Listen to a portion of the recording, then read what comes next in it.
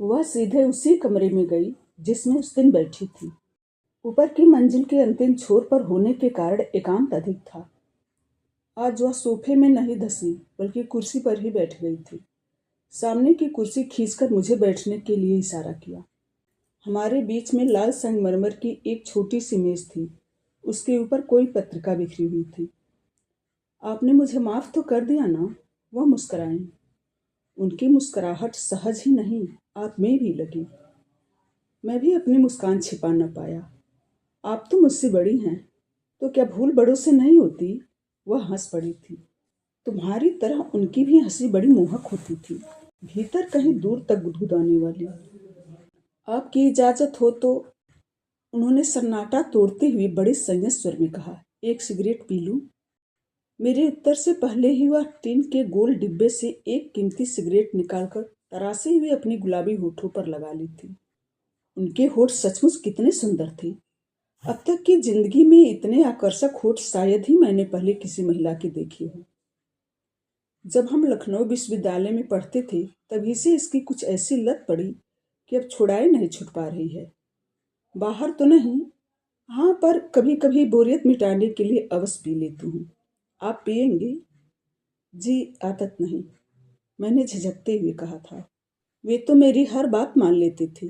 Daddy के डिब्बे से कभी कभी स्वयं निकालकर पी लिया करते थे। उन्होंने मेरी प्रतिक्रिया जानने के लिए देखा। सिगरेट का डिब्बा हौले से मेरी ओर बढ़ाया।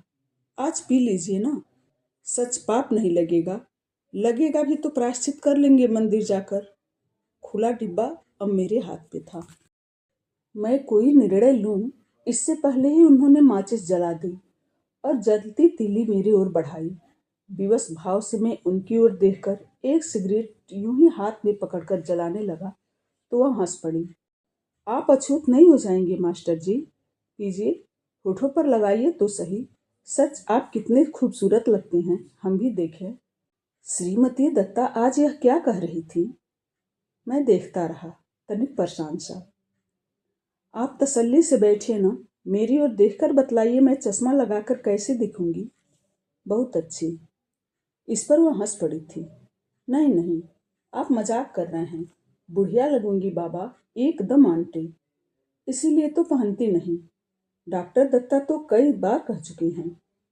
अभी बैठे कुछ ही क्षण बीते होंगे कि वही नन्हा सा नौकर ट्रे में चाय सजा कर ले आया। आपके लिए दूध मंगाऊं? नहीं नहीं, संकोच न कीजिए, घर आपका है। आप आ जाते हैं तो हमें अच्छा लगता है। हमारे मास्टर जी तो हमारे ही मकान में रहते थे, फैमिली मेंबर जैसे। आप कहे तो एक कमरा खाली करवा दूं अभी? जी नहीं नहीं, हॉस्टल में पढ़ाई अच्छी होती है, मैंने घबराकर कहा। इस पर मिसेस दत्ता हंसने लगी थी। आप परेशान न होइए, आप पर दबाव नहीं डालेंगे, जैसी आपकी इच्छा। वह चाय बनाने लगी थी। अब एक प्याला मेरी ओर बढ़ाया।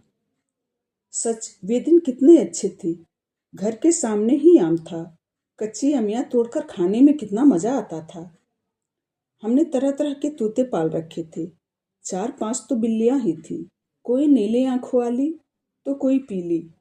एक बिल्ली की एक आंख गहरी नीली कैंचे जैसी, दूसरी गहरी लाल। भुवन उसे बहुत छेड़ता था। एक दिन उसने पंजा मार दिया था बाएं हाथ में। डैडी फॉरेस्ट डिपार्टमेंट में थे ना, एक दिन जंगल से चकोर पकड़ कर लाए थे, जो पूरे 3 साल तक हमारे यहाँ रहा। बाद में बिल्ली ने पता नहीं किस तरह नोच कर मार डाला था। न जाने किस उमंग में वह कहती चली जा रही थी। चाय बहुत गर्म थी, पहले ही सिप में जीभ जल गई, इसीलिए फूंक मार कर पी रहा था। मुझे भी तैरने का बहुत शौक था। चाय पीती पीती वह बोली। घर के पास ही नदी थी, परंतु डैडी वहां जाने के लिए मना करते थे। हमारा एक पड़ोसी लड़का रुद्र प्रसाद एक दिन नदी में बहते लकड़ी के लट्ठे पर बैठा तैर रहा था कि लट्ठा उलट पड़ा। बाद में उसकी लाश ही मिली थी। कुछ रुककर उन्होंने कहा, लट्ठे पर बैठकर तैरते समय मेरी टांग में एक बार बड़ा छिलका चुभ गया था। अब तक निशान है, दिखाऊं? नहीं नहीं होगा, आप झूठ थोड़े ही बोलेंगी।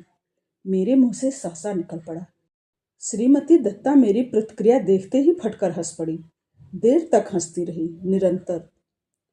हंस तो मैं भी रहा था उनके साथ, अकारण। यूं ही हंसने भर के लिए, पर मुझे स्वयं बड़ी अटपटी सी लग रही थी। वह खिसियानी हंसी। अरे आपने तो मीठा लिया ही नहीं। कुछ क्षण बाद उन्हें जैसे होश आया। मेरे मना करने पर वह तुनक कर बोली, दिवाली की मिठाई नहीं लेंगे मास्टर जी, हमारे यहाँ यह अशुभ माना जाता है। मैंने बर्फी का एक टुकड़ा उठाया तो उन्होंने दूसरा टुकड़ा स्वयं उठाकर जबरदस्ती मेरे मुंह में ठूस दिया था।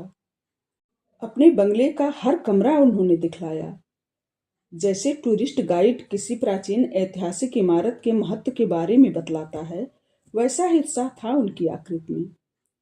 यह हमारा बेडरूम है, रात को यहाँ हम सोते हैं, यहाँ मेहमान। अनु और मंजू का यह है कमरा, यह किचन। चलते चलते अंत में वह बाहर निकल गई पिछवाड़े की तरफ। मैं भी साथ साथ चल रहा था, चुपचाप, सुई के साथ लगे धागे की तरह। दीवार के साथ टीन के सेट के नीचे जालीदार कुछ पेटियां थी कतार में। देखिए मास्टर जी, उन्होंने चहकते हुए कहा, यह हमारा शंभू है। ऑस्ट्रेलिया के अतिरिक्त दुनिया में यह और कहीं नहीं पाया जाता। डैडी ने पता नहीं कितनी मुश्किल से इसे दिल्ली के चिड़ियाघर से मंगवाया था। उन्होंने पिंजड़े में उंगली डाली तो सफेद तोते ने अपनी लाल चोंच उनकी ओर बढ़ा दी।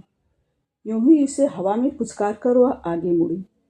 ए है शशि, दीपू, तातू, काकू, खरगोश के ए बच्चे हमारी बातें समझ लेते हैं। आगे बड़े से जालीदार कमरे में लंगूर बैठा था। हम उधर बढ़ ही रहे थे कि वह उछलकर लकड़ी के पट्टे पर जा बैठा। पूंछ नीचे तक लटक रही थी। इसका नाम हमने भोलू रखा है, आप बुरा तो नहीं मानेंगे? उसी उत्साह से वह कहती चली जा रही थी। इसे हम भोलू मास्टर जी कहते हैं। पहले यह बहुत शर्माता था, पर अब सबकी नकलें उतारता है। इसकी माँ लंदन के चिड़ियाघर में है। श्रीमती दत्ता कुछ और आगे बढ़ी। एक छोटी सी जाली का दरवाजा उन्होंने बड़े जतन से खोला। भीतर एक गोल पिटारी थी। उसका ऊपरी ढक्कन उन्होंने सावधानी से हटाया। काले कंबल जैसा टुकड़ा ऊपर खींचा ही था कि मैं तनिक पीछे हट गया। मास्टर जी, यह है हमारे हरिहर प्रसाद। रबर का जैसा एक हरा सांप उनके छूते ही टोकरी के भीतर अपने दायरे में सरकने लगा। फन छिपा रखा था। हाँ, पूंछ अंत में बहुत पतली थी, धागे के बराबर। इसे हम दूध पिलाते हैं, कभी कभी कच्चे मांस के छोटे छोटे टुकड़े दे देते हैं। काठगोदाम के पास के जंगल से हमने इसके खाने के लिए दीमक लगी मिट्टी भी मंगवा कर रखी है। गर्मियों में इन हजरत को स्नान भी कराना पड़ता है, नहीं तो ये रूठ जाते हैं। उन्होंने गर्दन के पास से पकड़कर उसे उठाया तो वह दूर नीचे तक सरक आया था। पूंछ का अंतिम सिरा अभी भी टोकरी के भीतर ही था। एकदम घास के रंग का था वह सांप। इस कहानी का बाकी का हिस्सा अगले वीडियो में। धन्यवाद।